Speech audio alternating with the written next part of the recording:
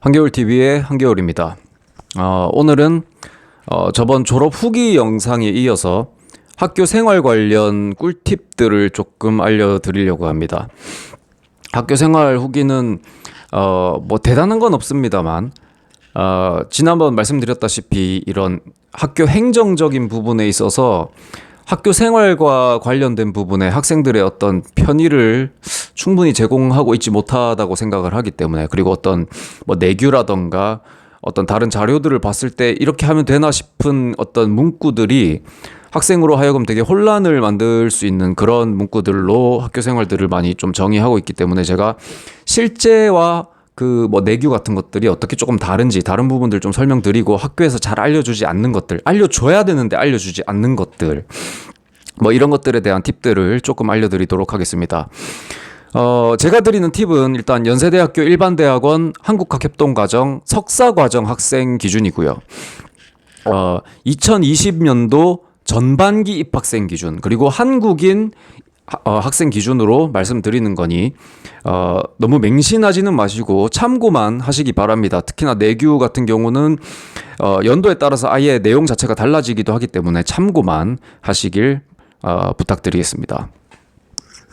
일단 구체적인 학교 생활 들어가기 전에 말씀드릴 거는 첫 번째로 학생 지원 시스템입니다. 우리 말 그대로 학생 그 개인 정보라던가 수강 신청, 수강 편람, 기타 등등 하는 사이트는 네이버에 연세 포탈이라고 검색을 하시면 한 개 사이트가 나옵니다. 거기서 수강 편람, 성적 조회, 인터넷 증명서, 수강 신청, 그리고 논문 관련된 졸업 관련해서 입력해야 하는 것들 등등을 입력하는 곳입니다. 연세 포탈 기억해 주시고요.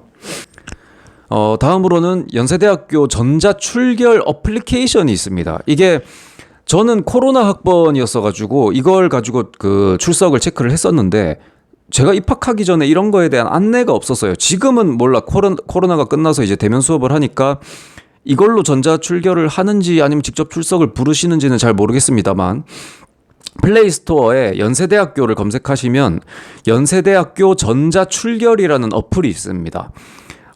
지금도 할지 안 할지는 잘 모르겠습니다만, 혹시나 입학하시는 분들 참고하셔서 설치해 두시면 좋을 것 같습니다.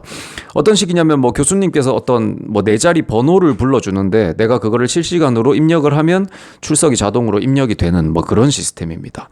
연세대학교 전자출결 어플리케이션이 있다라는 거.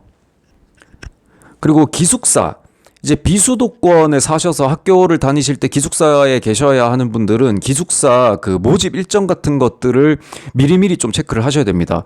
합격을 하고 바로 아마 체크를 하셔야 될 거예요. 왜냐면 이게 기숙사 들어가려고 하는 사람들이 많기 때문에 그 신청 일정을 굉장히 빠듯하게 잡는 경우들이 많아요. 2주일씩 이렇게 시간을 안 줍니다. 후딱 받아서 후딱 끝내버리기 때문에 잠깐 조금만 있다가 확인해 봐야지 하다가 신청이 이미 끝나 있는 경우가 많습니다. 그래서 그 입학 시험 합격한 이후에, 그리고 이제 입학하고 나서 학기가 끝나면 거의 바로 그 기숙사 모집을 언제 하는지 미리미리 좀 체크를 해 두시길 바랍니다. 네, 여기서부터 본격적인 내용인데요. 첫 번째는 학점 이수입니다. 연세대학교 일반대학원 한국학협동과정 석사과정은 총 30학점이고, 한국학협동과정에 개설되어 있는 과목을 15학점 이상 이수해야 됩니다.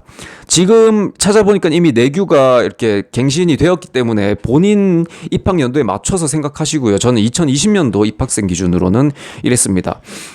학점은 내규에 맞춰서 수강을 하시면 됩니다.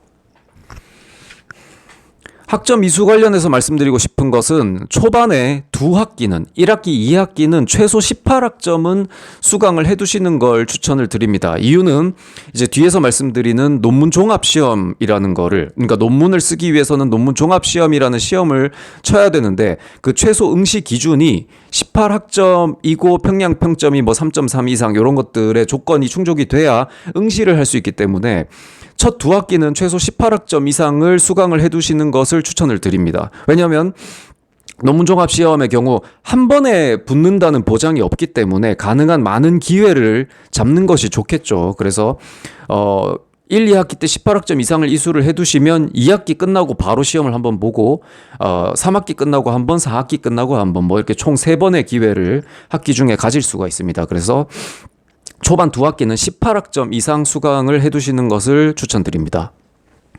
그리고 논문은 빠르면 3학기 혹은 보통은 4학기에 시작하는 경우가 많기 때문에 이 초반 학기에 학점을 좀 많이 들어두는 것을 추천드립니다. 저 같은 경우는 1, 2, 3, 4학기 순서대로 9993으로 들었는데 제 체감상 일반 대학원 9학점은 제가 그러니까 학부 다닐 때 한 21학점 정도 듣는 느낌이었습니다.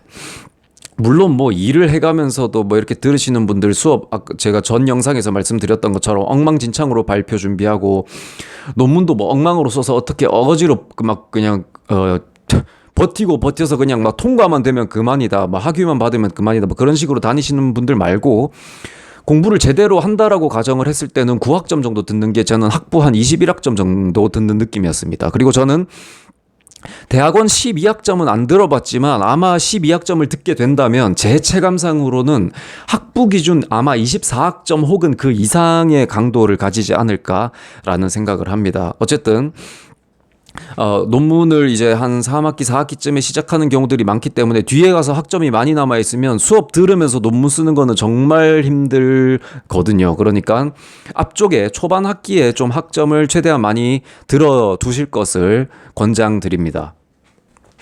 그리고 이제 수업들 중에 뭐 말뭉치를 만드는 걸 배운다거나 아니면 방학 때 이제 학과인지 일반 대학원이었는지 그런 이제 그 메일이 날라오는데 통계 수업 같은 거 있죠. SPSS 같은 그런 거 들으라는 그런 수업이 이제 개설된다라는 메일이 옵니다. 그러면 이렇게 말뭉치나 통계 프로그램 같은 것들을 다루는 수업은 전 최대한 좀 들어두실 것을 추천을 드립니다. 방학 때 쉬고 싶겠지만 이게 나중에 논문을 쓸 때 생각해보면 그 수업이 막 개설되고 있을 때는 난 나중에 저런 논문 안 쓸 거야 라고 생각하고 그래서 난 필요 없어 라고 생각할 수 있지만 막상 논문 쓸 때가 됐을 때 내가 원하는 주제로 반드시 쓸 수 있는 게 아닙니다. 교수님이 오케이 하는 주제로 논문을 써야 되기 때문에 내가 이제 뭐 말뭉치를 만든다거나 통계 프로그램을 쓴다거나 하는 걸 내가 할 수 있지만 내 논문은 그런 거랑 달라서 내가 선택하지 않는 것과 내가 할 수 없어서 내가 선택할 수 있는 논문 주제의 폭 자체가 좁아지는 것은 아예 차원이 다른 얘기거든요. 그러니까 최대한 자기가 할 수 있는 능력치를 키울 수 있게끔 이런 실용적인 뭐 기술, 기능을 배우는 수업들은 좀 반드시 자기가 나중에 구상하고 있는 논문 주제와 다르다 할지라도 저는 좀 들어두시는 것을 추천드려요.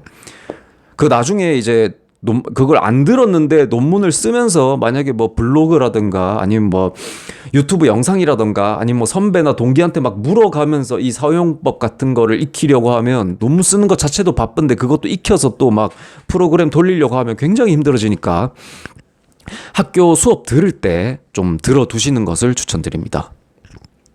그리고 이거는 제가 입학하는 연도 때 당시에 해당되던 내규, 한국학협동과정 사이트에 있는 내규를 보면 지금은 갱신이 됐습니다. 갱신된 건 제가 몰라요.